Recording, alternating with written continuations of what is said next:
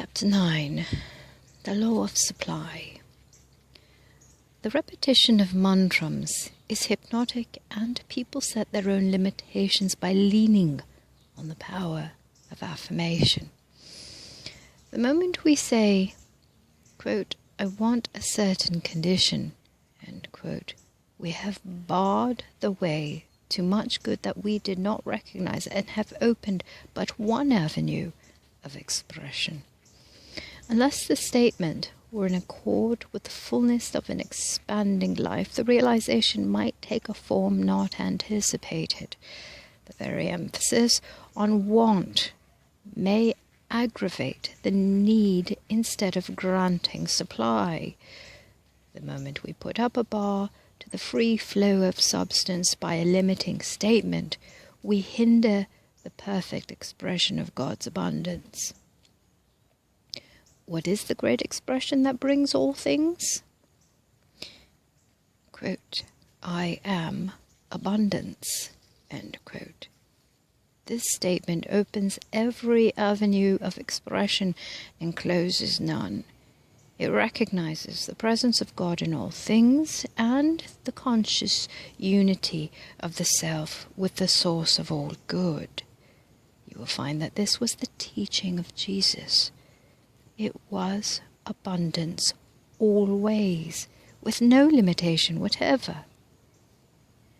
Quote, "I am knowledge," end quote, and, quote, "I am harmony," end quote.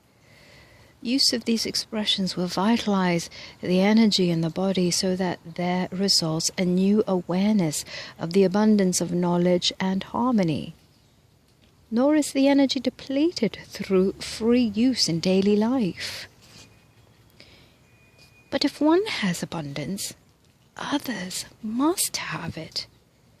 As we assume that attitude, we shall come to know that if one does not have abundance, none can be prosperous.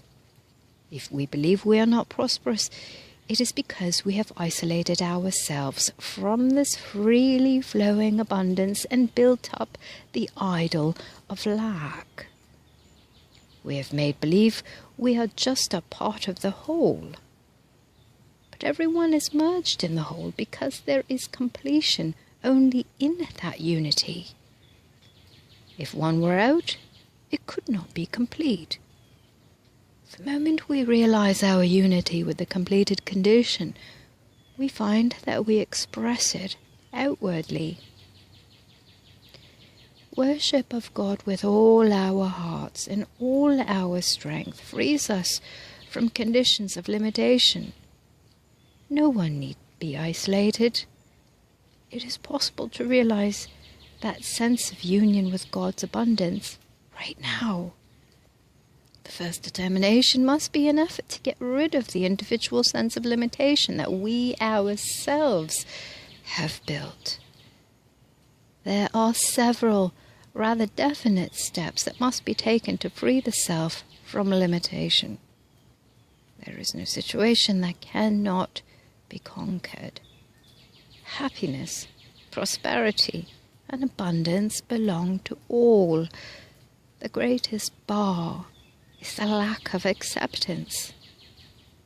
When the rabble scoffed at Jesus, did he pay any attention? When he saw people searching for things they thought belonged to them, he told them to stand still and see the salvation of the Lord. He went on to explain that man is the Lord of all creation. He said, quote unquote, "Peace, be still." And he taught his disciples to, quote unquote, recognize that you are free.